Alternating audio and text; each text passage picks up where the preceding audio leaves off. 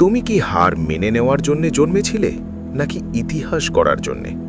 এই প্রশ্নটা আজ নিজেকে একবার আয়নার সামনে দাঁড়িয়ে করো তো। কেন তুমি বারবার ব্যর্থ হচ্ছ? এই প্রশ্নটা তোমাকে কুরে কুরে খাচ্ছে, তাই না? যখন দেখছো তোমার আশেপাশের মানুষগুলো এগিয়ে যাচ্ছে আর তুমি একই জায়গায় থমকে আছো, তখন মনে হওয়াটাই স্বাভাবিক যে ভাগ্য বোধহয় তোমার সহায় নয়। কিন্তু সত্যিটা হলো, ব্যর্থতা কোনো গন্তব্য নয়, বরং এটা একটা সংকেত। তুমি বারবার ব্যর্থ হচ্ছ কারণ হয়তো তুমি একই ভুল বারবার করছো এবং ভিন্ন ফলাফলের আশা করছো। আইনস্টাইন বলেছিলেন, একই কাজ বারবার করে ভিন্ন ফলাফলের আশা করাটা এক ধরনের পাগলামি। তোমার ব্যর্থতা তোমাকে শেখাতে চাইছে যে তোমার রণকৌশলে কোথাও ভুল আছে। হতে পারে তোমার পরিশ্রমের অভাব নেই, কিন্তু তোমার পরিকল্পনায় গভীরতা নেই। হতে পারে তোমার প্রতিভা আছে, কিন্তু তোমার মধ্যে ধারাবাহিকতা বা কনসিস্টেন্সি নেই। মনে রেখো, থমাস অ্যালভা এডিসন 1000 বার ব্যর্থ হয়েছিলেন বৈদ্যুতিক বাল্ব আবিষ্কার করতে গিয়ে।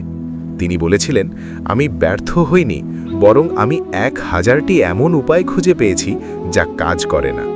তোমার প্রতিটি ব্যর্থতা তোমাকে সাফল্যের এক ধাপ কাছাকাছি নিয়ে যাচ্ছে, যদি তুমি সেখান থেকে শিক্ষা নিতে পারো। তুমি কেন ব্যর্থ হচ্ছ? কারণ হয়তো তুমি তোমার কমফর্ট জোন থেকে বেরোতে পারছো না, অথবা হয়তো তুমি মানুষের সমালোচনার ভয়ে নিজের সেরাটা দিতে দ্বিধা করছো। মনে রেখো, পৃথিবী শুধু তোমার সাফল্য দেখবে, তোমার পেছনের লড়াই কেউ দেখতে আসবে না। তাই অজুহাত দেওয়া বন্ধ করো, আলস্য ত্যাগ করো। আজই কাগজ কলম নিয়ে বসো এবং খুঁজে বের করো ঠিক কোন জায়গায় তোমার খামতি রয়ে গেছে। ব্যর্থতা তোমাকে ভেঙে ফেলার জন্য আসে না, তোমাকে নতুন করে গড়ার জন্য আসে।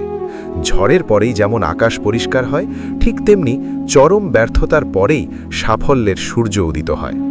একবার পড়ে যাওয়া মানেই শেষ নয়, বরং বারবার পড়ে গিয়েও উঠে দাঁড়ানোর নামই হলো জীবন।